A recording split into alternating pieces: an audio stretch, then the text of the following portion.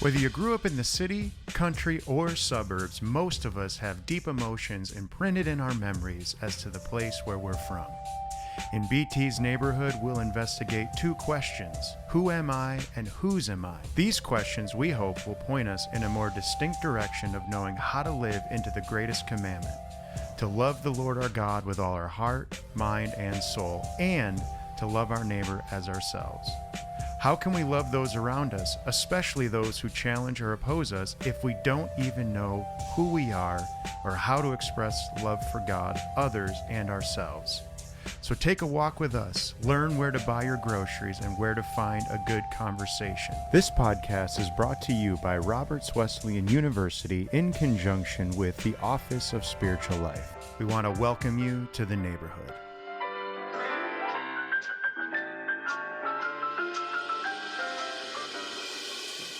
Greetings, everyone, and welcome to another episode of the podcast, BT's Neighborhood, recorded right here on the campus of Roberts Wesleyan University in sunny, just kidding, Rochester, New York. Anyway, I'm so glad that you could join us, that you're taking time out of your busy schedule to tune in. We base these podcasts off of our chapel theme, and our chapel theme for this semester, the 23 spring semester, is becoming. And we've been talking about that as we learn to be with God, who we are naturally comes forth. We've got 4 movements of this particular theme. The first movement is knowing God, and the second movement, which we're going to be talking a bit about today, is knowing how God designed you. That's right, knowing how God designed you. And today I have a very special guest with me this morning. I know that you are going to enjoy this. He's a favorite person of mine around here. I always glean wonderful things from him. We have with us Dr. Joel Hoomans. He's the professor of management and leadership studies. Let's give him a roaring crowd. The best I could do. Dr. Joel, welcome. And can you tell the folks a little bit about yourself and what you've done over the years, and just so they can get a feel for you? Sure. Thanks, Pastor. So basically, I graduated of Roberts Wesleyan University. I graduated from here in 1987, and the space we're in right now recording was here when I was a student here, but it looked very different.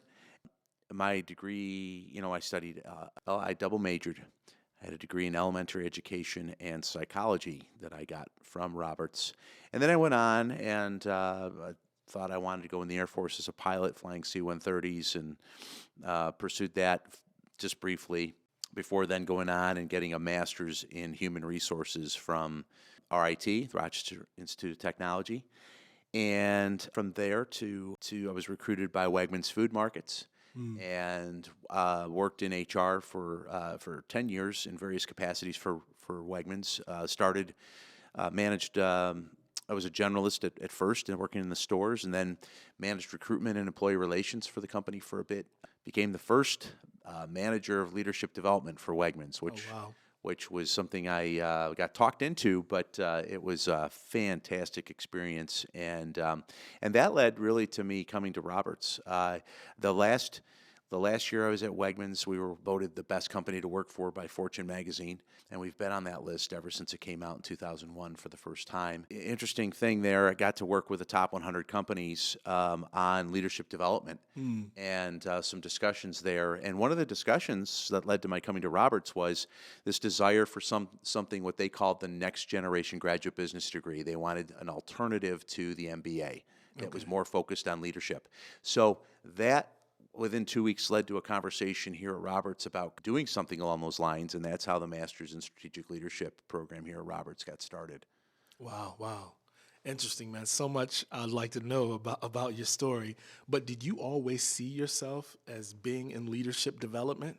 No, not at all. Most, what they say, the average person at one point, I saw some statistics, changes their college major 3 to 5 times, and I think, people change their professions probably at least that many times, trying to figure it out. I've always been jealous of that person that that decided at age 5 they wanted to go and become a doctor, and then they become a doctor. Yeah. That's a very small percentage of us. That's I believe that's 5% or less of us that decide at age 5 what we're going to be. I mean, the reality is, if you want to be a cowboy, it may not pay. And some of these things we set our sights on as kids may be a little bit romanticized, right? Yeah, definitely. Well, and the reason I ask is because part of our discussions with our theme has been underneath it all is vocation. Yeah. This idea of, we know that sometimes in a non-Christian maybe thought, you may see vocation as just an employment or career. Yeah. But I think within the Christian context, we think of vocation as a calling. That somehow that, and I know when I say calling, there's a whole lot underneath that as well. Sometimes people think, oh, if you're called to maybe work in a local church as a pastor, priest, a nun, a monk, like those are things that we typically think of as calling.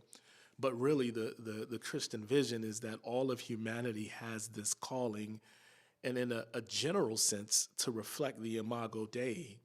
But then in a specific sense, we all have this kind of unique calling that we're called to. So it was interesting hearing you, share a little bit about, just your journey and how, when I think of you, and I think of leadership development, I'm like, yo, that's you to the core. You are developing and helping people, discover their potential and even harness that potential for the glory of God.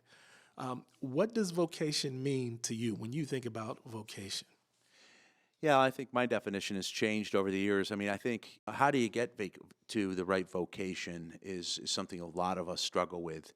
And are you in that alone, and are you the primary owner of that, or does God have something to say about that? Whether it's in an area of what we traditionally think of as ministry, or whether that's someplace else. And I believe He does, but I haven't always thought that. I came out of college and I became, I'm pastor's son, but I became an atheist. Yeah. I guess I became an atheist because I was really struggling with why bad things happen to good people, and how could a good God allow that. But then I started struggling with a second question that ultimately plays into vocation, and that was, where did all this complexity in this material world come from? As I really pursued the answer to those questions, and the reason I'm kind of bringing this into this discussion is, I think, if you're created by God, and then He had a purpose in putting you here. Acts 17:26 talks about He put us in a specific place and time, and a specific place on the earth. I took that very literally. I'm here on purpose. So what is that purpose? If I'm created. I mean, if I'm not created, then I have no more meaning than a blade of grass or a leaf on a tree. And that puts the burden of vocation totally on me. But if God created me, and I think, you've got somebody like a John Lennox, who's, Oxford University mathematician, bioethicist, Christian apologist, brilliant guy. And he says the two most important questions, and I think these are the questions you have to answer before you answer the question of vocation, is where do I come from, and where am I going? Where am I going? Yeah. And those are the two most important questions, and because, I see right now, not just in vocation, but I think I've never seen so many people struggling with identity. Who am I? Vocation's a part of that, but that's not all of it. And yet, if you have a clear sense of your identity, vocation flows from it. It's all about identity, and that's where that question, where do I come from, plays into this. Where do I come from? That forms your identity. So if you are just here by random chance, well then, hey, you're lucky to be here. Yeah. And any sense of purpose and identity is going to come from something you invent, right? But if you're created, then somebody else had designs on you before you even got here. So what are those designs, right? And I think it's worth the struggle with the questions. When people are questioning their faith and things, I don't interfere with that. My own father didn't do that with me. I told him I was going to be an atheist for a season, and he He did not panic at all. He just, made On it. the outside, maybe. Yeah, maybe on the outside. But he made a discussion out of it. How we see our past determines our identity. The second question, where am I going, has to do with vision. And so, and that really is determined by our worldview. And then the other thing I think that becomes really critical on vocation is, what am I good at? Mhm. And what am I not good at? And because those are the hints that God's given you as to what He designed you for. Yeah, you know. yeah. And I think college is a great time to begin. Well, high school, early in life, you start figuring that out. What am I good at? And figuring out those gifts and talents is really, really key. Yeah, that's good. You make me think of a favorite speaker of mine. He's went on to be with the Lord, but Dr. Miles Monroe, when he, in a lot of his writings, he talked about, if you want to know what something is created for, then you have to go to the manufacturer and ask Yes. he or her about why this thing was created. And so in today's discussion, in talking about knowing how God designed you, knowing how you were designed, it's taking already into it's presupposing that there's intentional design in each and every one of us. And I'm curious, as a leader, investing in tons of people, helping people figure out what they're good at, and developing, sharpening their skills, if you will. What is it about the discovering how we are designed that helps us discover our vocation, or even helps us thrive in our vocation? Well, what I've started doing is something that was done for me in my doctoral work. I'd worked at Wegmans at this point for 10 years, and at the time of going through my doctoral work, they had us do a leadership development plan, and I'd never done one. They put us through probably 20 to 30 self-assessments, 360, a bunch of different sources of feedback, the feedback we give ourselves, the feedback that others give us through a 360. And then from there, we had to determine our own sense of our plan. Because, I think with leadership development, it plays to just about any career, plays to just about any ministry that you're going to go into. So where are you going to take it? And so we had to come up with that ourselves. And I think, one of the things that has been most instrumental for me was this emphasis on strengths. Gallup has done a lot of research on strengths development and identifying those strengths. And the moment you have 5 strengths identified, you're in the 92nd percentile, according to the researchers at a group called the Extraordinary Performance Group. That's significant. But the problem is most of us don't know what those strengths are, or more importantly, we take them for granted. They come so easy to us that we just think, yeah, everybody's good at follow through. Everybody's good at empathy. No, my reaction to that is no. And I think part of leadership development work for me is about kind of calling that out and saying to somebody, don't take that for granted. Okay, you're missing that. You see that as ordinary, and it's not. It's extraordinary. And helping people see in themselves what they don't see. I think we all need somebody in our lives that we trust more than we trust ourselves. That's good. I feel bad for people that don't have that, because when it comes to leadership development, when it comes to vocation, you need the people that cause you to consider things that you may not have seen for yourself. Have you thought about this? You don't owe them an immediate answer. But if the nature of deception is that we're deceived, right? We can't see it ourselves.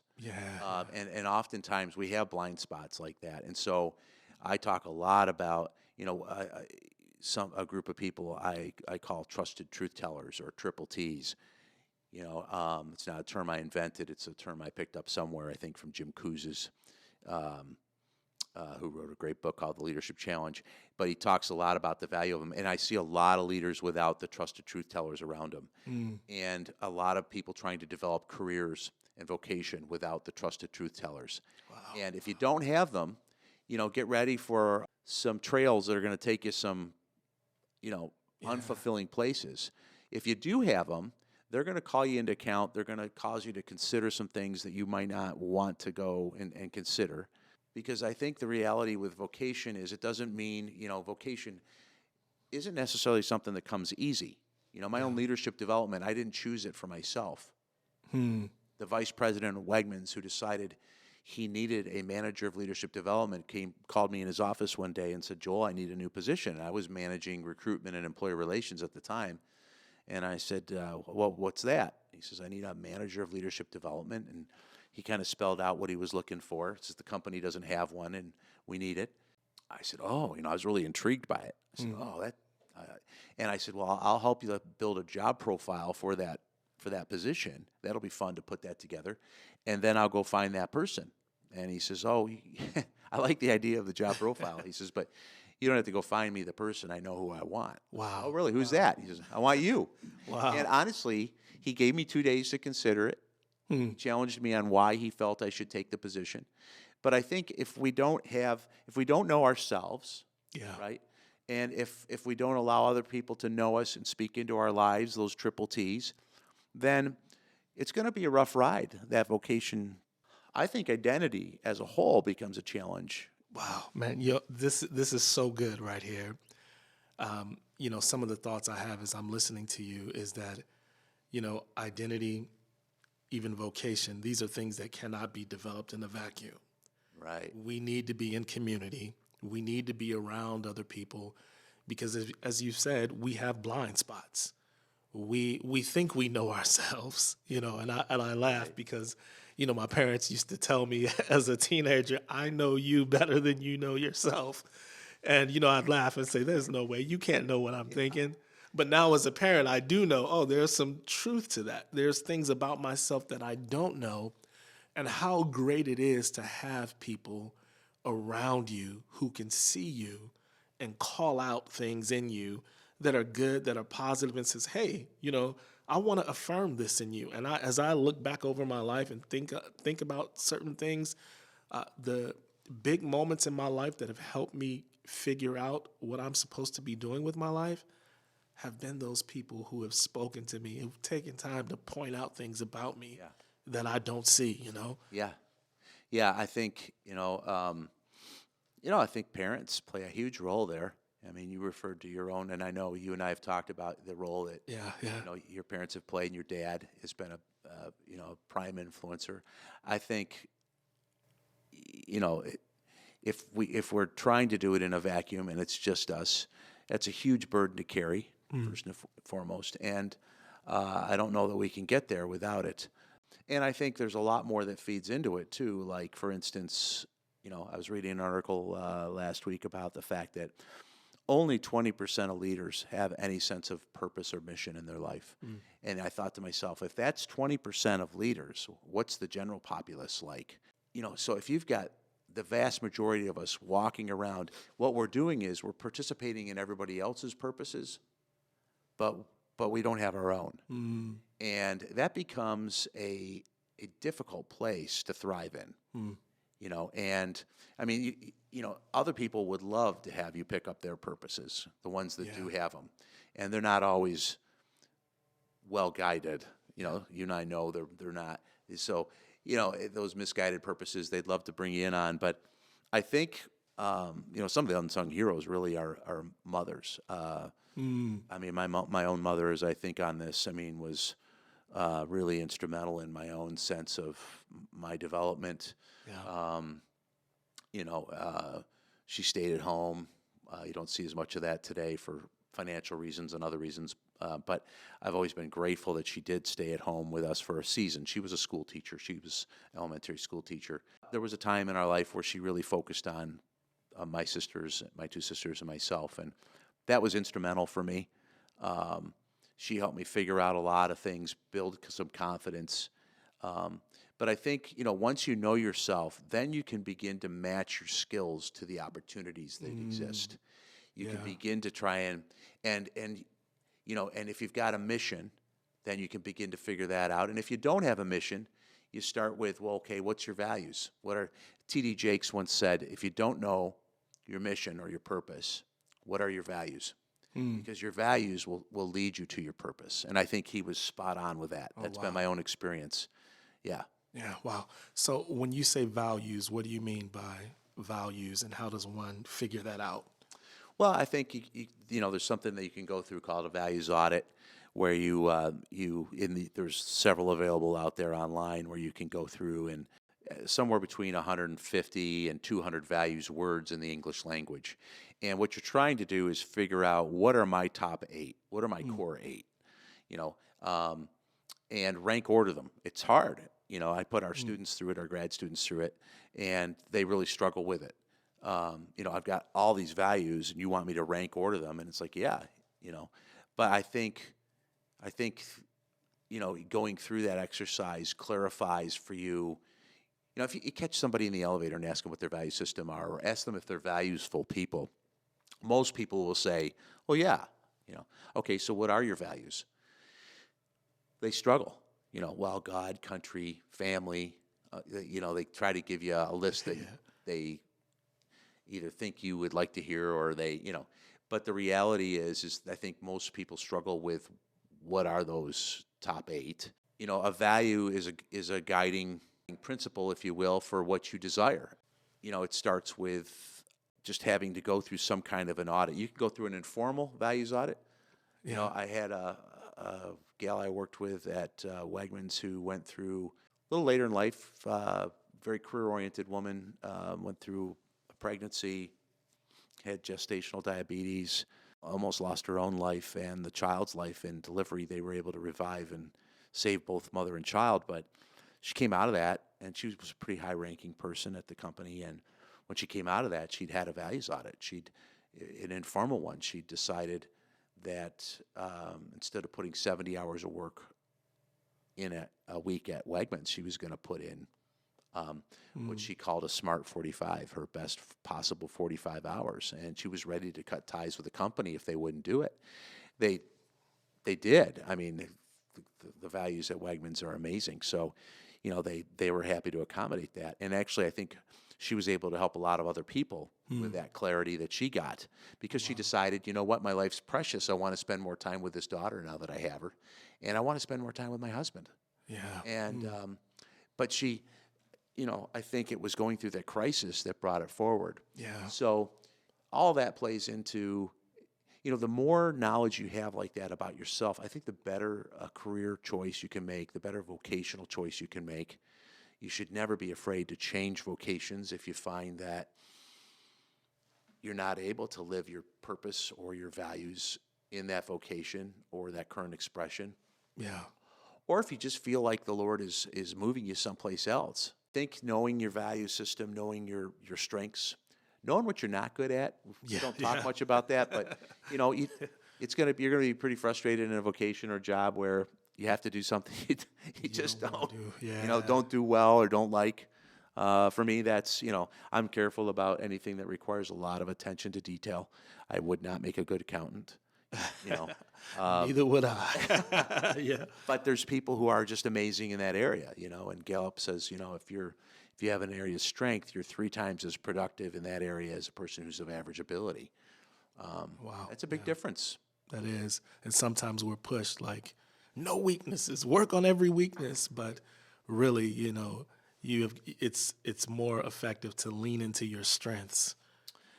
So I think, one of the other things I didn't mention there that kind of feeds into, being here at Roberts is there an opportunity to speak to the fact that, there's a Proverbs 25:2 says, it's the glory of God to conceal a thing, but it's the honor of kings to search out a matter.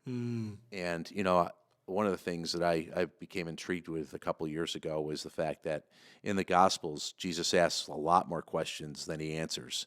He asks 307 questions. Oh, wow. And he's asked 183 questions, to which he only answers 3 directly. He talked in parables a lot. And he wanted he wanted his disciples and his followers to wrestle with questions. And we want the easy answers, but I think vocation's one of those that's maybe not easy for some of us. Maybe it takes a while. Maybe it takes a couple missteps. But God doesn't leave us alone in those places.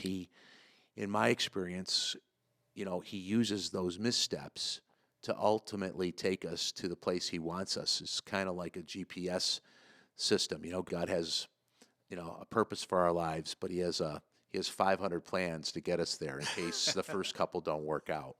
Yeah. That's good.